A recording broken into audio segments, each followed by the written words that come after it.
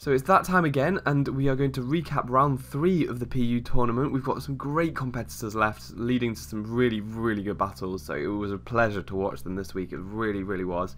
We're going to start with Dundeel versus Shardy, both really strong competitors that have done so well in the tournament so far, and this was bound to be a clash of the titans. So let's set off in this journey. The first thing I thought I'd show you was Shardy's Articuno getting up a sub, which is always a horrendous situation when Articuno goes for a sub. It's got really bulky subs, but also hits so hard and speedy. It's just a massive threat in the tier. But actually, Dun's Behem turns out to be a really nice matchup for it. It can set up on the Articuno, and look at this hurricane damage. I mean, it really doesn't do much at all. It's especially defensive Behem, so that would be why. But yeah, it's able to break the subs, and the Articuno is not going to be able to stay in on this thing. So that's really good for Dun. It's a really nice matchup, and not something many Pokemon can boast of, being able to force an Articuno out. So Shardy goes into his specially defensive wall, which is the Hypno, but the Hypno cannot take those hits. That Psyshock did so much damage even though it was resisted. He is able to get his Toxic off on the BM, which will really help him throughout the game, but at the cost of his Hypno, so the specially defensive wall goes down early. However, Shardy is alright because he's able to bring in his Shiftry after this to revenge. He actually forces the switch as Dun goes into the bulky Vileplume, but the bulk is not enough. It's not enough, and the Shiftry shows its power by 2-hit KOing it, which is incredible.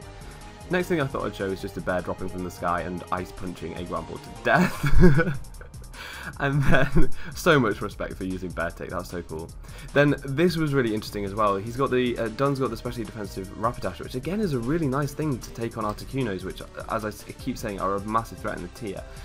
But he's really unfortunate that he gets the Confuse on the Hurricane, so that's really gonna be a problem for him. He can Morning Sun off the damage right here, which is exactly what he decides to do. But against the Shiftry, he can Flamethrower a Will-O-Wisp, so that's not too bad a thing. He's able to survive a knockoff, but then he gets the Confusion again, which is really unfortunate. It means he loses the Rapidash, and the Shiftry is still around, unburned, and all that jazz.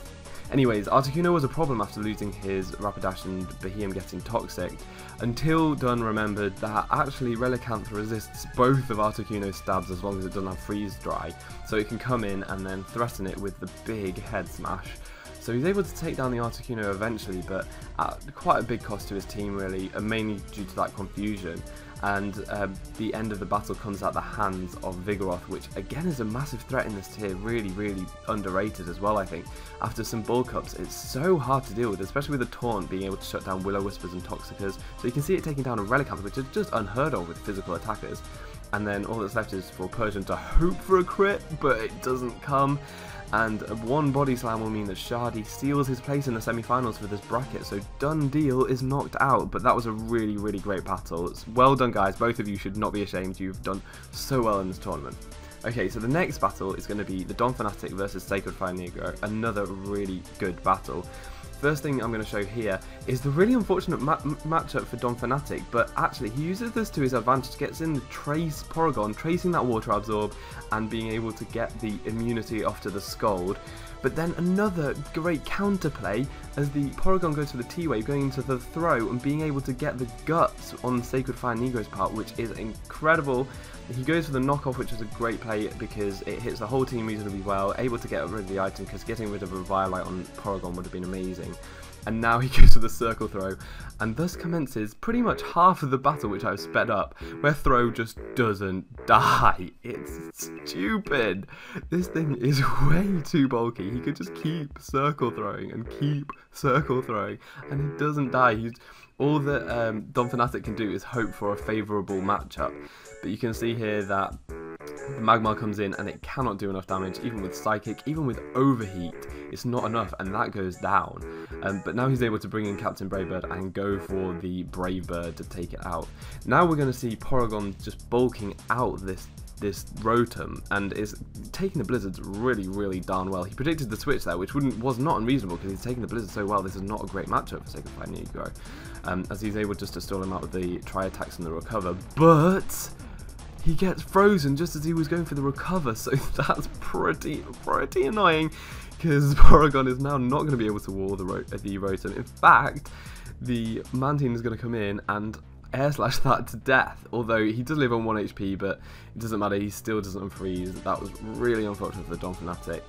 But he does claw it back, and the final matchup is Bibarel against the Torterra. Bibarel is not going to be able to do enough. It lowers its speed so that the Torterra can actually outspeed the next turn and KO it with another Seed Bomb.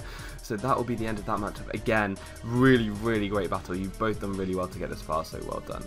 The next matchup is Western Mass Pokemon against Blaze Prime, and again, a really interesting battle. The first thing I'm going to show you is a really interesting starting matchup of Pikachu against Raichu. How often do you see this? So the Pikachu can go for a fake out on the Raichu, but then the Raichu outspeeds next turn, knocks off the Pikachu's Light Ball as it goes for an Iron Tail, maybe predicting a switch, but that does not work out, and Raichu can come out on top of this evolutionary chain by going for the Focus Blast. I thought that was just worth showing you because it was really quite funny while I was watching it. Then we've got Herdia coming in for a really classy kill with the Retaliate Revenge. And also, I thought I'd show you Banded Muck, one of my favourite Pokemon in this tier. I'm using it a lot at the moment. Going for that Gunk Shot on the throw and almost taking it out in one, gets the poison, so it will actually take it out in one turn.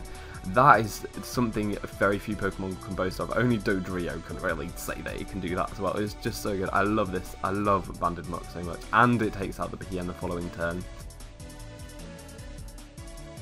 But Blaze Prime can bring in the Articuno and go for the Revenge with the Ice Beam, which is actually really powerful because Muck has great special bulk, so that is showing the power of Articuno. But all that's left to be done is for Jerry to take out the Articuno, and that will be the end of that match. So in that one, it was Western Mass Pokemon who was getting through, and unfortunately Blaze Prime is knocked out of the tournament, but well done to both of you guys. And the final battle for this round, as there were only 4, we're getting really to the end stages of this tournament, is between Archisel and Dr. Omega. Archisel's been really strong this tournament. Dr. Omega has been really strong this tournament. Unfortunately, due to Wi-Fi problems and time restraints, this has to be on Showdown, but it was a really good match and definitely worth a watch. I've heard that Archisel was going to upload this to his channel, so I've tried to leave out some spoilers so you can still see some stuff there. But we've got the bulk of Scraggy here, taking that Surf like it's nothing, and there was no Intimidate as well, so that probably means he shed skin, so the Toxic's not going to matter either. Also, great prediction there, knocking off the Duskull's Eviolite. And then going into the Persian, predicting Nightshade probably, as the Scraggy was already status, going for the Taunt, and then predicting another Nightshade and going to switch out into his Hippo. So that was a really nice set of plays by Archisel there. And now, again, I thought I'd show Scraggy being a bit of a boss, because he goes to the rest here, so you can really tell that status is not a problem for Scraggy. This is going to be a Shed Skin Scraggy. But there is one thing on Dr. Omega's team which is really going to threaten that out, which is the Fairy type Mr. Mime, which is quad effective against it, so he has to switch out there. We're going to get the Roost on the Togetic. Togetic is a bit of a problem for Dr. Omega's team. But here we go with Scraggy again. He's going to come in here and he's going to be able to just take on this Duskull. Duskull may well be a physical wall, although I'm not sure, judging by the damage, it might be a special wall or maybe mixed defenses. But yeah, the Duskull is not going to be able to do anything to it. He can't burn it because he's got the Shed Skin, as you see there, and he can't Pain Split it. Well, he can Pain Split it. He can't Nightshade it to death because he can set up and he can rest. So that's not going to work. Unfortunately, he does survive on 1%, so he does get a big Pain Split off, which is kind of frustrating. But Archisel now can just set up the bulk ups he needs to do the big damage to it and take it out with a knockoff eventually. So Scraggy is another huge underrated threat. This bulk up set I think is probably the best set, but also you can run Dragon Dance on it, as people do with Scrafty, and it works equally well. It really does. So he's able to knock off the Duskull and take that out, but then the Mr. Mime can come in again, force him out into the Togetic. I've fast forwarded a bit here after Simise has done so much work. You need to check out the video on our Chisel channel when it goes up, because that Simise was just too strong.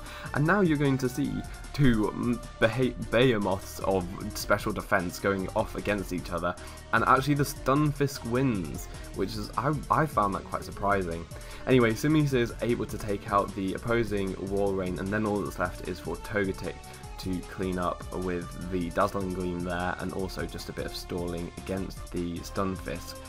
It gets the Para hacks, but it's able to live one more hit and get off a Dazzling Gleam, and that will be enough for the next turn Toxic to take out the Stunfisk. So Archisel gets the 4-0 there, so still looking really strong, but Dr. Omega did play really well, seeing as though the Scraggy took on his team really well. So yeah, that was round 3. We are moving on to the semi-finals of this bracket, so it's really, really exciting. You're going to see Shardy, you're going to see Western Mass Pokemon, you're going to see Archisel, and you're going to see the Don Fanatic. So 4 really great competitors. And it's all to play for, I think. All these guys have got so much potential, and they're all worth watching. So now it's time to look at who you think is going to get into the final. Is it going to be Archisel or Western Mass Pokemon? And is it going to be Don Fanatic or Shardy? Everyone is really strong now. Archisel has had a great performance throughout, but Western Mass Pokemon have been so consistent getting those wins. It's really, really hard to judge. Obviously, Archisel's got so much experience from last generation as well, but Western Mass Pokemon looking really strong, so it could be either. And again, the Don Fanatic and Shardy. Shardy has notched up some great wins, beating Dundeel, and yeah, it's just really, really hard to call. But then the Don Fanatic beat Sacred Fire Negro, so it's really exciting and really hard to call. Good luck to everyone. I think you all stand a really good chance. You're all great players, and no one should be disappointed or ashamed at this stage, because you've done so well. We've got such a strong bracket. I really think we stand a really good chance against John Pokemon's bracket, the Kanto bracket.